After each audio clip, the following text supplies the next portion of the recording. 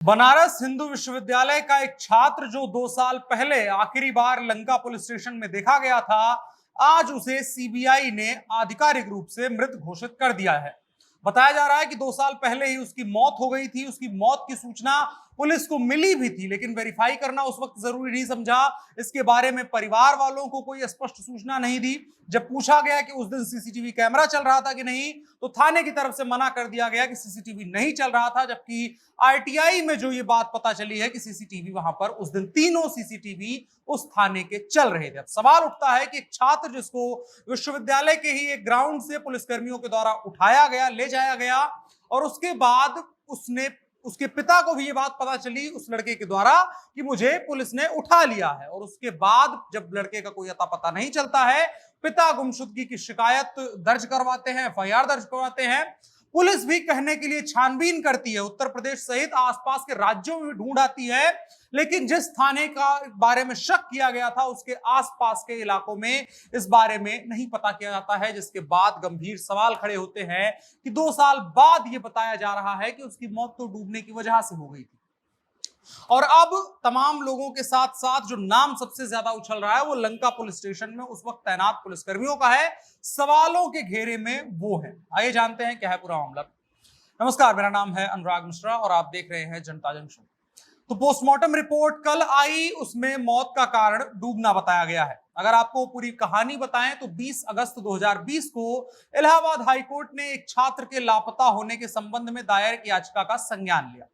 उसमें बताया गया था कि उस छात्र को बनारस के लंका पुलिस थाने में 12 फरवरी को आखिरी बार देखा गया था, और नवंबर में इस मामले की जांच को कोर्ट के द्वारा सीआईडी को स्थानांतरित कर दिया गया। इस मामले में पुलिसिया रवैये पर पहले ही दिन से छात्र के पिता ने गंभीर सवाल खड़े किए थे। सीबीसीआईडी की जांच के दौरान यह पाया गया कि युवक का शव लंका पुलिस थाने के 5 किलोमीटर दूर एक तालाब में मिला था, और उस लावारिस शव कह करके उसका अंतिम संस्कार उस वक्त पर किया गया। जबकि उसके लापता होने के तुरंत बाद शिव कुमार, जो लड़का नाम था उसका, उसके पिता प्रदीप ने दावा किया था कि उसे पुलिस स्टेशन ले जाया गया था, लंका पुलिस स्टेशन ले जाया गया था, और जिस रात वो गायब हुआ था उन्हें इस बारे में पुलिस स्टेशन के द्वारा कोई सूचना नहीं दी गई। अगर आपको छात्र के बारे में बताएं तो 24 साल उम्र थी उसकी। उसके पिता का नाम प्रदीप है और वो बीएचयू में सेकेंड ईयर का छात्र था।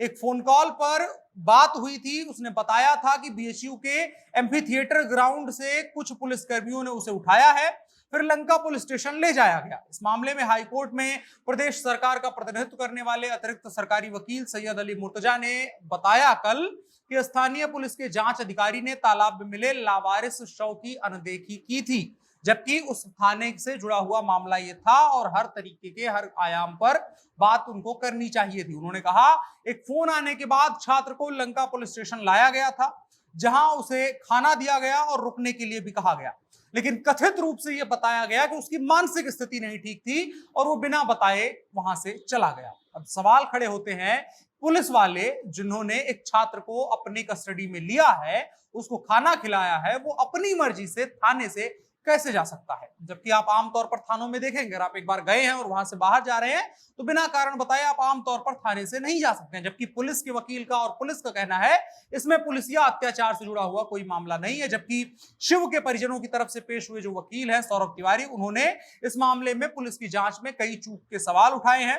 उन्होंने कहा है कि थाने में 3 सीसीटीवी कैमरे काम कर रहे थे, लेकिन लापता छात्र के पिता को उस वक्त पर बताया गया कि उस दिन कोई कैमरा नहीं काम कर रहा था। ऐसे में जब वाराणसी पुलिस आयुक्तालय में उन्होंने एक आरटीआई फाइल करी और उसके माध्यम से पता किया, तो पता चला जिस दिन छात्र लापता हुआ उस दिन पुलिस स्टेशन के तीनों कैमरे चल रहे थे। इसका मतलब साफ है कि पुलिस कुछ घालमेल कर रही है, जानबूझकर लापरवाही कर रही है। बीएचयू के छात्र का मामला है और पुलिस जानबूझ करके सीसीटीवी फुटेज को जांच में शामिल नहीं कर रही है, क्योंकि अगर आरटीआई में पता चल रहा है कि कैमरे चल रहे थे तो पुलिस इसका मतलब झूठ बोल रही है कि उस दिन कैमरे नहीं चल रहे थे। उसके बीच में कोई साजिश है या पुलिस की कोई लापरवाही हो सकती है। ऐसे में सबसे बड़ा सवाल यही है कि स्थानीय पुलिस ने गुमशुदगी की रिपोर्ट के 6 महीने तक कोई जांच नहीं की, किसी तरह की अपडेट नहीं की, जबकि उसी दरमियान में एक छात्र का जो उसी का शव था वो थाने से 5 किलोमीटर की दूरी पर तालाब में मिला था। लेकिन पुलिस ने एक बार भी इस चीज को वेरीफाई करना जरूरी नहीं समझा उसके पिता के जरिए कि क्या ये वही छात्र है जिसकी गुमशुदगी की रिपोर्ट दर्ज करवाई गई है। सवाल बहुत सारे हैं, देखने वाली बात होगी कि जवाब इसके क्या निकल करके आते हैं अब जब सीबीसीआईडी ने इसकी रिपोर्ट फाइल कर दी है। आप क्या सोचते हैं कमेंट बॉक्स में बता सकते हैं, साथ ही साथ वीडियो को साझा भी करिएगा। फिलहाल के लिए इतना ही। मेरा नाम अनुराग मिश्रा है, आप जनता जंक्शन देख रहे थे। कैमरे पर मेरे साथ ओम प्रकाश थे। शुक्रिया।